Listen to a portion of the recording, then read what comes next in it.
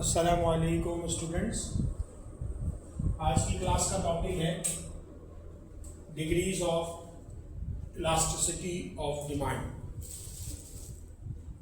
As we all know, elasticity of demand is simply percentage change in quantity demand with respect to percentage change in price।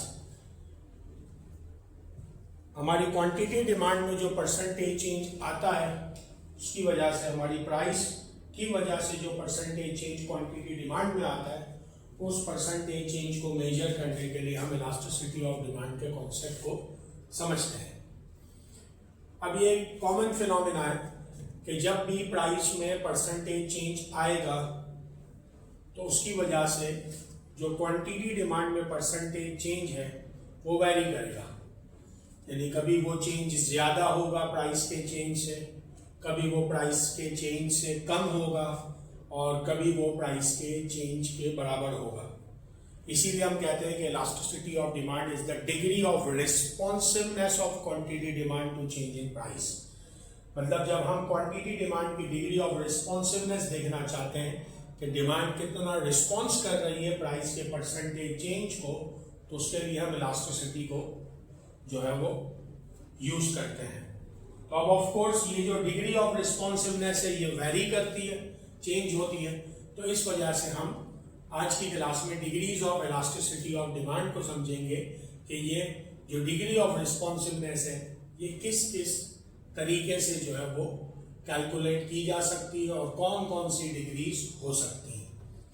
तो usually we have 5 degrees. First one is unitary elastic demand. Unit मतलब 1, तो when elasticity of demand is equal to 1 it means that हम उसे unitary elastic demand कहते हैं। तो आसान सी definition हो गई, जब आपकी क्वांटिटी डिमांड का परसेंटेज चेंज एग्जैक्टली इक्वल हो प्राइस के परसेंटेज चेंज के बराबर हो, प्राइस के परसेंटेज के चेंज के इक्वल हो क्वांटिटी डिमांड का परसेंटेज चेंज, तो उसे हम यूनिटरी इलास्टिक कहते हैं।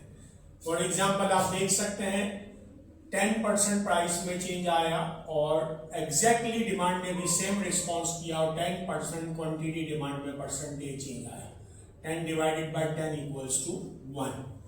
तो जब क्वांटिटी डिमांड में जो परसेंटेज चेंज है वो प्राइस के परसेंटेज चेंज के एग्जैक्टली इक्वल हो, बराबर हो, इकोनॉमिक्स की टर्मिनोलॉजी में हम उसे यूनिटरी इलास्टिक डिमांड कहते हैं। Inelastic demand means elasticity of demand less than 1। Same definition आप यहां पर लिख सकते हैं, जस्ट इक्वल की जगह लिख देंगे लेस देन। इक्वल टू जो है उसकी जगह पर आ जाएगा लेस देन। तो अब डेफिनेशन बन गई percentage change in quantity demand is less than percentage change in price.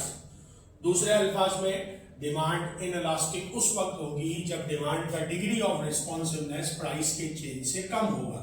Price में 10% चेंज आया, डिमांड में 5% आया।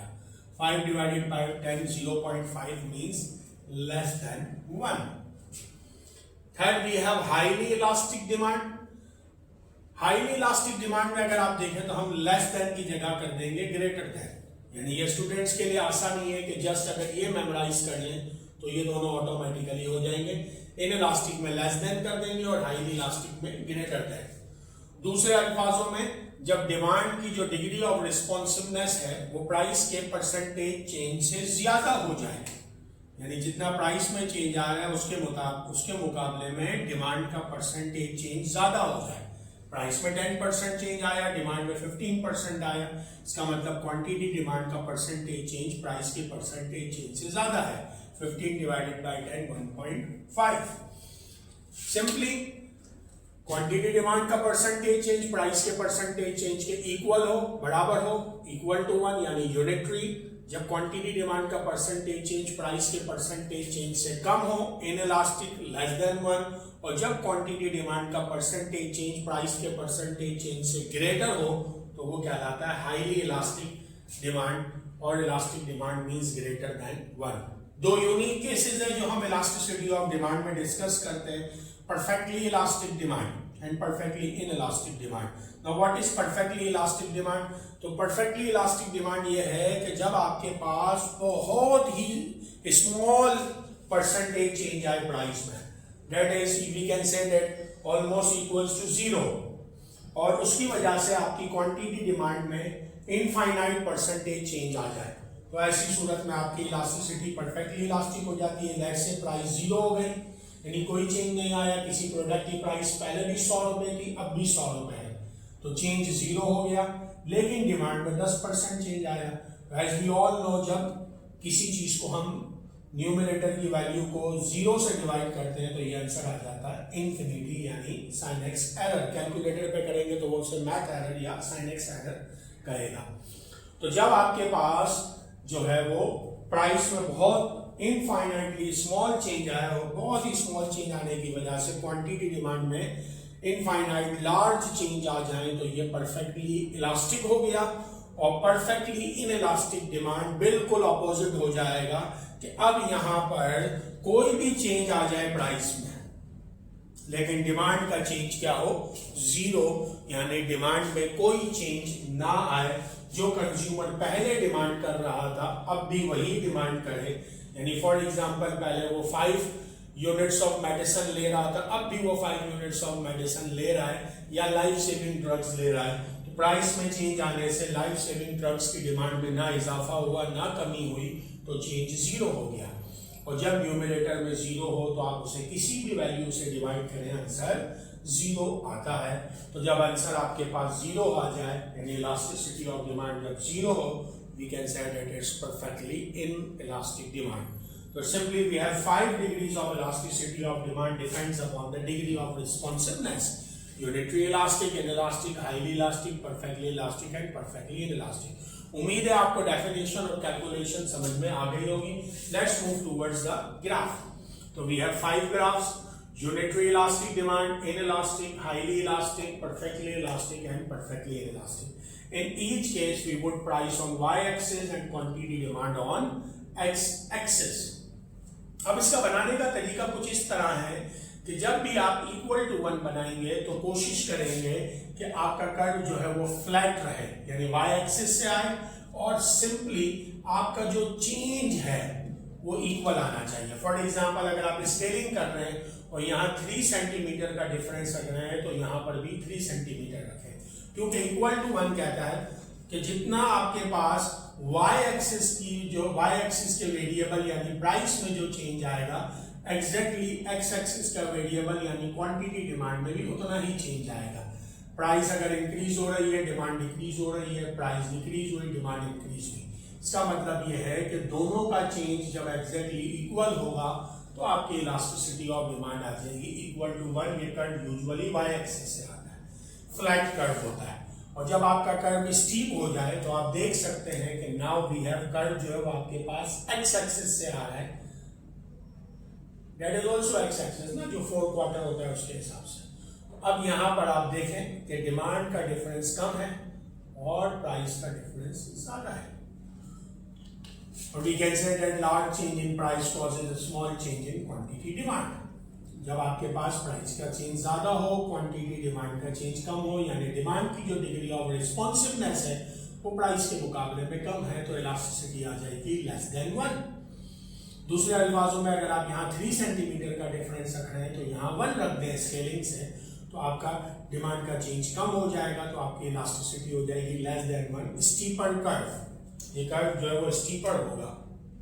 Then we have highly elastic demand, opposite of inelastic. A small change in price causes large change in quantity demand.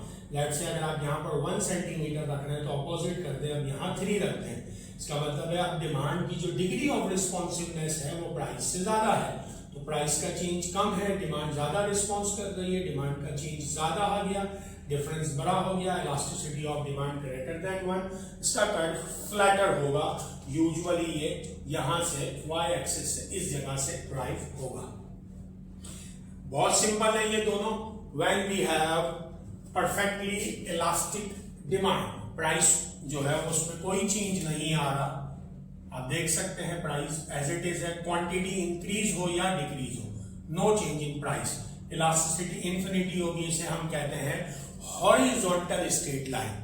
When demand curve is horizontal straight line or parallel to x-axis, then elasticity of demand is infinite. And when elasticity of demand is zero, it means that the demand curve is vertical straight line and parallel to y axis. यहाँ price में change आएगा लेकिन quantity का change जो है वो zero है, यानी क्वांटिटी में कोई चेंज नहीं आ रहा। आप देखिए क्वांटिटी एज इट इज वही है, प्राइस इंक्रीज या डिक्रीज हो रही है। कर्व जब भी पैरेलल टू वाई एक्सिस होगा तो इलास्टिसिटी जीरो होगी, या दूसरे अल्फाज में वर्टिकल स्ट्रेट लाइन। तो simply when the demand curve is flat, elasticity of demand is unitary elastic, same change in price and quantity demand. When the curve is steep, large change in price causes a small change in quantity demand, or demand is less responsive to change in price. The curve is steeper, then we can say that the elasticity of demand is inelastic. When a small change in price causes large change in quantity demand, or degree of responsiveness of demand is more than the change in price, then the elasticity of demand is highly elastic or greater than 1. The curve is the flatter one. And when the curve is horizontal straight line or parallel to x-axis, then elasticity of demand is infinity, means no change in price but quantity demand changes. And when the curve is parallel to y-axis or vertical straight line, it means that price changes but no change in quantity demand. There is no degree of responsiveness of quantity demand, then the elasticity of demand is zero. That is what we call different degrees of elasticity of demand. Hope आपको बात समझ में आ गई होगी, इसको गौर से सुनिएगा और इसकी प्रैक्टिस के लिए आप इसकी ग्राफिकल रिप्रेजेंटेशन को अच्छे तरीके से प्रैक्टिस करें ताकि आपके कर्व्स और ज्यादा वाज़ेह तौर पर क्लियर हो जाए और आपका कॉन्सेप्ट और मजबूत हो जाए।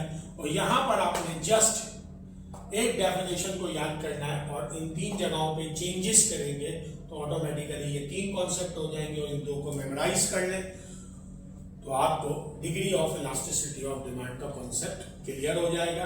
This topic is beneficial for first year students, Karachi board, either Aga Khan board, bachelors student as well as Cambridge board and CA students. Hope आपको बात समझ में आ गई होगी। Thank you very much. अल्लाह हाफिज।